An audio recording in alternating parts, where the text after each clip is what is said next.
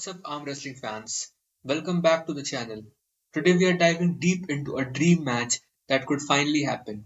Devon Larratt versus a prime Denis Cyplenkov.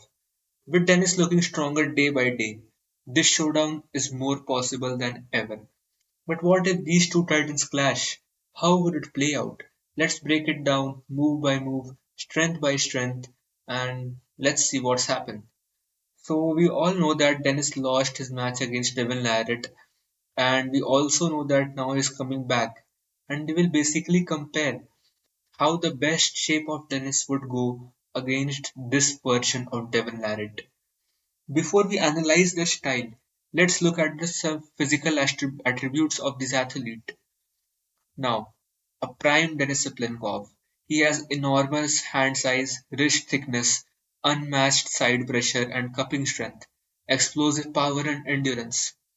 While we see the modern Devon Larratt, we all know he's about 140 kg now, so one of the most technical pullers ever, extreme endurance and defensive strength, master of mind games and adaptability.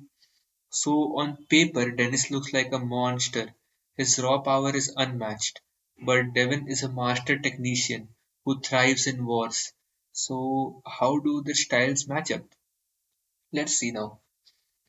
We will do a stylistic breakdown of how this match could go. So Dennis is now has a overwhelming wrist flexion and brute force. His low hand top roll and rigid cupping pressure make it nearly impossible to open his arm up. When he gets his move in, it's game over for most opponents. So the key strengths are side pressure and dominance, and the weakness is potential endurance, issues in long matches, and more reliant on power than adaptability. Whereas Devon, on the other hand, is a master of endurance, technique, and adaptability. His king's move, defensive pronation, and ability to gas out his opponents made him a nightmare to deal with. Elite endurance and pronation, ability to strong opponents, experience in deep wars are his key strengths. So let's see round by round how this match could go. So round one, if Dennis gets the jump and locks his cup, Dennis then Devon is in big trouble. Dennis has the power to drive straight sideways, and if he gets full wrist flexion, it could be a quick pin. Devon would need to be extremely reactive to avoid an early loss. Round 2. If Devon survives the initial hits, he'll do what he does best, defend, adjust and make the match long.